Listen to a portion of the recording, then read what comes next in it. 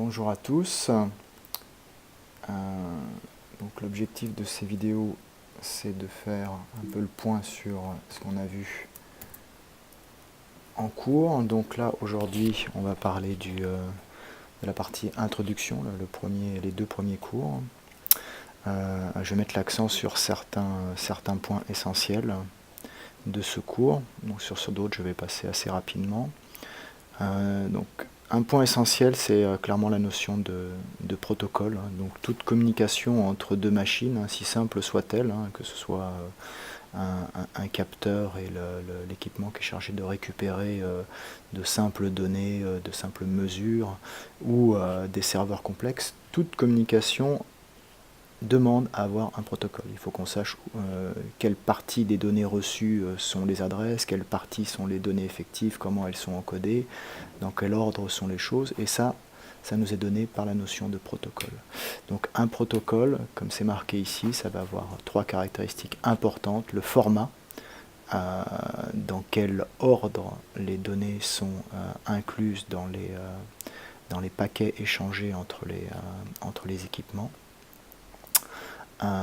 Ensuite, l'ordre d'envoi des paquets eux-mêmes entre, alors j'ai mis entité réseau, entité au sens large, c'est-à-dire ça peut être une machine, un serveur, une imprimante, un routeur, un smartphone, ce que vous voulez connecter au réseau.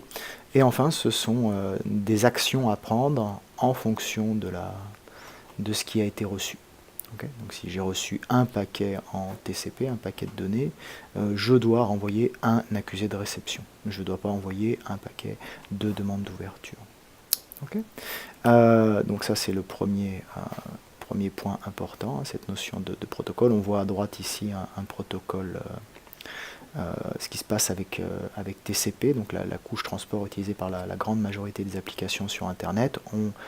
Avant d'envoyer les données, ici c'est le cas simple d'un cas emblématique d'un serveur web, on commence par ouvrir la connexion, c'est-à-dire au niveau TCP, on se synchronise avec le serveur en face, on fait une demande de connexion, on obtient une réponse, et seulement après les données de niveau applicatif vont circuler. Et c'est bien dans cet ordre-là que les choses se font. Okay. Deuxième chose importante, deuxième point très important, qui sous-tend tout le domaine des réseaux en général, c'est la notion de couche protocolaire. Okay. Donc l'idée de base, c'est que, ou le problème de base, c'est que les réseaux sont complexes, vous avez du software, vous avez du hardware, et donc il nous faut retrouver une représentation adéquate des communications, et les communications, des fois c'est entre ma machine et le routeur et le point d'accès Wi-Fi, c'est entre ma machine et un routeur plus loin, c'est entre ma machine et une machine de l'autre côté du réseau.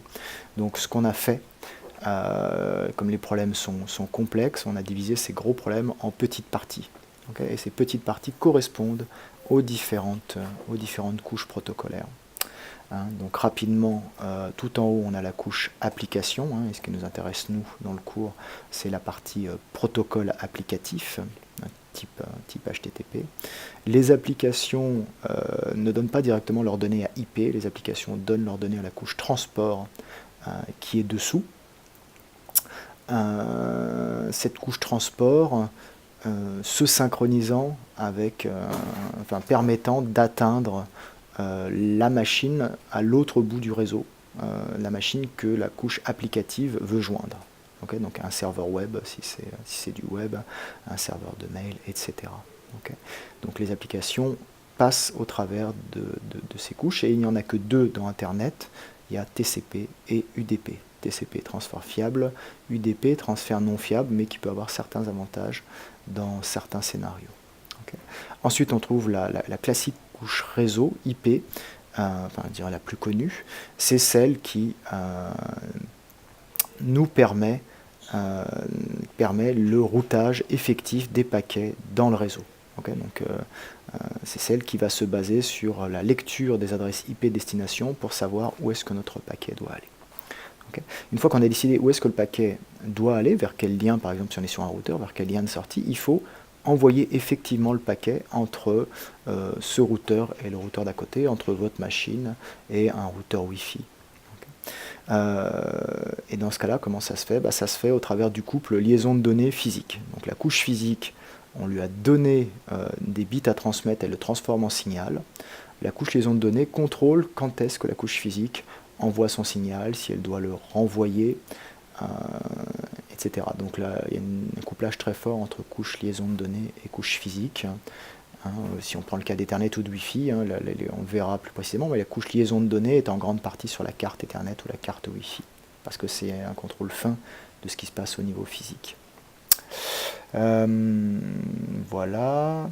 Donc en pratique, on va parler de communication logique et physique. Communication logique, c'est-à-dire une entité parle, enfin une couche parle avec sa couche homologue à la destination. Donc si c'est la couche application qui parle avec une couche application de l'autre côté, sont les couches transport qui vont se synchroniser entre elles pour permettre l'envoi de données. Donc il y a une communication logique entre les couches application et une communication logique entre les couches transport.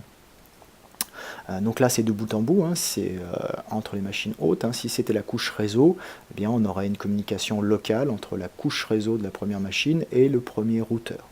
Okay, donc ça c'est les communications logiques. Maintenant d'un point de vue physique, comment ça se passe? Eh bien, les données, quand elles sont émises, vont traverser toutes les couches inférieures pour aller jusqu'au niveau physique. Et comment ça se matérialise en pratique? Le fait de traverser ces niveaux de couches inférieures par le fait d'ajouter des en-têtes à chaque fois. Donc un en-tête de niveau transport qui va identifier l'application dans la machine, une en-tête de niveau réseau qui identifie la machine elle-même au travers d'une adresse IP, et les couches liaison qui identifient l'interface physique de la machine. Okay, l'adresse IP est liée et donnée à une interface physique. Donc il y a un lien fort entre une interface physique et la couche et l'adresse IP qui lui est donnée. Okay. Je passe là-dessus rapidement. Les caractéristiques des applications, c'est relativement facile, vous allez y arriver tout seul. Donc là, il y a une chose importante en bas de ce transparent, on distingue deux types de services, orienté connexion, sans connexion. Donc orienté connexion, c'est TCP, orienté connexion veut dire que les deux machines, comme c'est le cas ici, les deux machines qui communiquent entre elles, qui sont sur le bord du réseau, vont se synchroniser au niveau TCP avant l'envoi de données. Okay. En UDP, il n'y aura pas cette synchronisation, on ne fera pas coucou, coucou avant de commencer à transmettre les données, mais la couche UDP quand même permet quand même d'identifier les applications sur la machine réceptrice. Okay. Et la chose importante à comprendre, c'est que, une chose importante sur laquelle il faut insister, c'est ce qui est, je ne sais plus où, c'est le fait que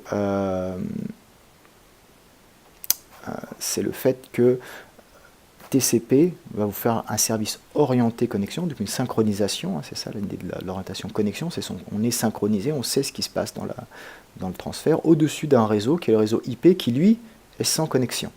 Okay, je vous rappelle, il est sans connexion parce que ça n'a pas de sens de réserver des ressources dans le réseau pour les communications entre machines.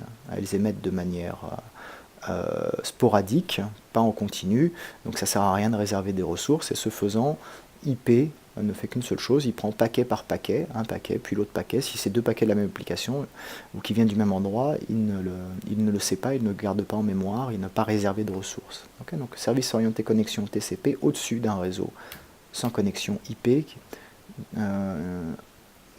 car ça amène de l'efficacité. Autre chose sur laquelle je veux insister, voilà, c'est l'algorithme simple de toute machine connectée au réseau. Okay. Et vraiment toute machine, un PC, un mobile, une tablette, un Xbox, même un routeur va faire de la même manière. Soit la source, donc là on est au niveau IP, soit la source sait que la destination est locale, donc l'adresse IP destination est sur le même réseau que l'adresse IP source, alors votre machine va, la machine va contacter tous ses voisins au travers d'un message de broadcast. On verra comment c'est fait, on verra que c'est au niveau liaison de données, pas de niveau IP. Toutes les machines du réseau local vont recevoir ce message et la destination effective va répondre.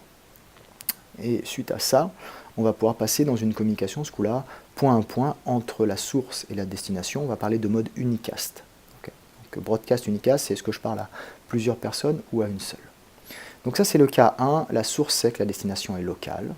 Cas 2, la destination n'est pas locale, c'est-à-dire elle est sur un autre réseau IP, on ne sait pas lequel, mais un autre réseau IP, alors votre machine envoie son message à la passerelle. La passerelle, c'est quoi? C'est un routeur qui a une connexion dans notre réseau local et qui nous permet de nous connecter au restant du réseau. Par exemple, vous l'avez fait en TP2MO01 au début, la passerelle configurée pour les machines était la machine dont l'adresse IP, la passerelle, le routeur dont l'adresse IP était 10.4.105.254 et ce routeur nous permettait d'atteindre le reste de l'Internet. Voilà. La notion de cœur de réseau, je pense que c'est relativement clair. Les réseaux d'accès, je vous laisse le voir par vous-même. Et la couche application sera l'objet d'une autre vidéo.